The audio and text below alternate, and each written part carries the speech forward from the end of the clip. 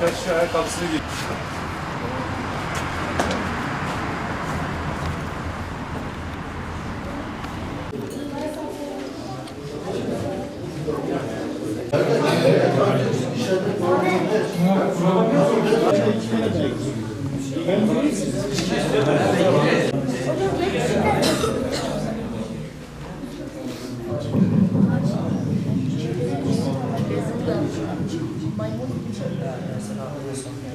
Başkan, bak burada da bir yarışma geldi.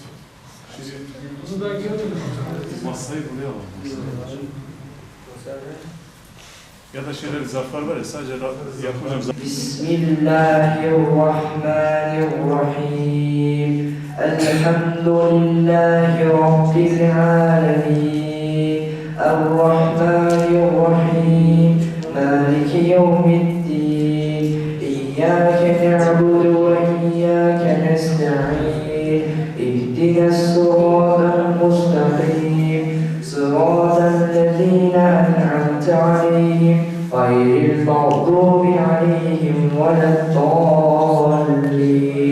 Kâbe'de hazırlar der Allah, yer gök iliminden Allah, melekler defteri yeniler Allah, üzümlerde Kâbe'ni görelim Allah, izin ver de yolunda ölelim Allah. Bir ay boyunca sabah namazı, teravih, mukabele, sadaka, bu gibi etkinlikleri döndürdük yerine getiren kardeşimiz, birincimiz Osman Baysal'ı evet sahneye davet ediyorum.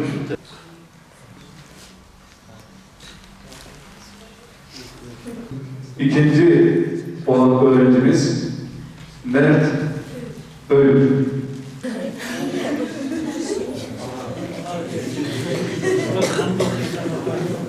Üçüncü olan öğrencimiz Abdurrahman Süleyman. Yarışmada birinci oldum. Tabii ilk öncelikle cami hocalarımıza ve cami cemaatine teşekkür ediyoruz. Onlar sayesinde böyle bir başarı ulaştık. Biz buraya Allah rızası için geliyoruz. Hocalarımız bunları sürekli gelmemiz için verdi hediyelerimize. Onlara çok teşekkür ediyoruz. Ve bu etkinliklerin devam etmesini isterdik.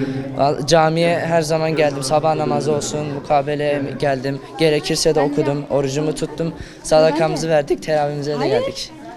Arkadaşlarım ve beni hocalarımız dine İslam'a doğru yola sokmak için Ramazan'da bir teravih, mukabele, Kur'an-ı Kerim yarışması yaptı. Çok iyi bir etkinlik, güzel bir şey oldu. Herkese ödül verdiler gördüğünüz gibi. Bence çok iyi, yararlı oldu. Onun için burada toplandık. Ben de ödül aldım, evet. Çok heyecanlıyım, çok mutluyum. Allah razı olsun, güzel de ödül verdiler. Ben çok eğlendim, güzel de bir yarışma oldu, etkinlik de oldu. Camiye düzenli geldiğimiz için bu hediyeleri kazandık. Herkese tavsiye ediyorum. Bütün çocuklar bu camiye gelsin. Cihadiye Camisi. Ben Allah rızası için geldim buraya. Hocalarımız da Allah razı olsun bu ödülleri verdiği için. Bu yarışmanın devamını getirmek özelliğiyle bu ödülleri aldık. Allah rızası için geliyorduk. Oruç tutuyorduk, Kur'an okuyorduk, mukabele yapıyorduk.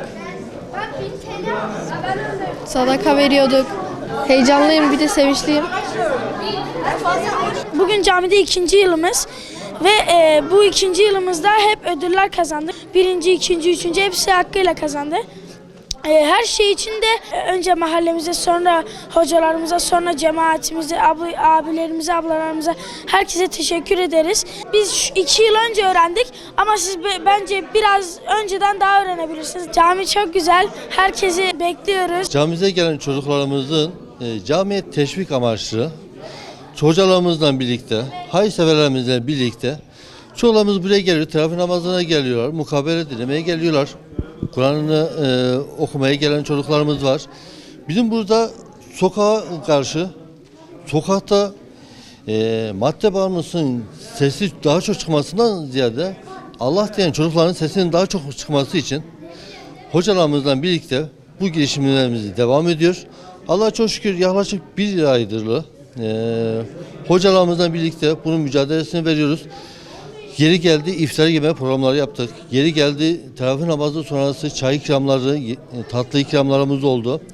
Biz bunu insani olaraktan her bir ferdin, her bir ailenin de çocuklarımıza sahip çıkması için, bunların birlik beraberlik olmamız için bu tür etkinliklerimize, programlarımıza ihtiyacımız çoktur. Bu yıl ikincisini düzenliyoruz. İnşallah bundan sonra da her yıl bunu devam edeceğiz. Buradaki programımız Ramazan ayında ve yazın Kur'an kursunda gençlerimizi camiye çekip ve bir taraftan da Allah'ın kelamını öğretip ve sokaktan uzak tutmak.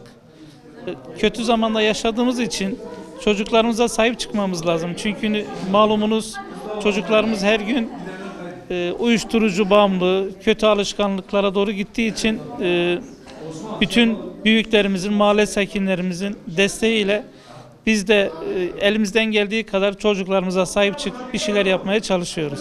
Tüm emeği geçenlerden Allah razı olsun diyorum. Ben geçen sene buraya geldiğim zaman cami cemaatimizin, büyüklerimizin, mahallemizin gençlerinden çok şikayetçi olduğunu gördüm. Özellikle mesela kötü durumlara düştüklerini, ondan sonra argo kelime kullandıklarını falan, camiye gelmediklerini duydum.